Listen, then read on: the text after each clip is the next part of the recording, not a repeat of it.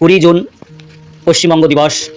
উপস্থিত সকলকে যথাযোগ্য সম্মান, শ্রদ্ধা, ভালোবাসা জানিয়ে আমি এই দিনটি সম্পর্কে দু চার কথা আপনাদের মধ্যে তুলে ধরার চেষ্টা করছি। আপনারা প্রায় অনেকেই জানেন, আবার অনেকে জানেন না যে আগামী 20 জুন সারা রাজ্য জুড়ে সাড়ম্বরের সহিত পালিত হতে চলেছে পশ্চিমবঙ্গ দিবস। আচ্ছা, আপনারা সবাই কি জানেন পশ্চিমবঙ্গ দিবস কি? আমরা হয়তো অনেকেই জানি না পশ্চিমবঙ্গ দিবস আসলে কি, কেন পালিত হচ্ছে, এর গুরুত্ব তাৎপর্যই বা কি, আর কেনই বা 20 জুন দিনটিকে বেছে নেওয়া হয়েছে পশ্চিমবঙ্গ দিবস হিসাবে। চলুন যাই জেনে নিই। আপনারা কি জানেন ভারত পাকিস্তান ছাড়াও যুক্তবঙ্গ প্রদেশ নামে আরও একটি স্বাধীন সার্বভৌম দেশ হিসাবে আত্মপ্রকাশের পরিকল্পনা হয়েছিল 1947 সালে বা তার আগে থেকে। কিন্তু আমাদের ভাগ্য ভালো যে সেটা হয়নি, এবং আমাদের ভাগ্য আরও এই কারণেই ভালো যে আমরা পশ্চিমবঙ্গ নামে একটি রাজ্য পেয়েছি।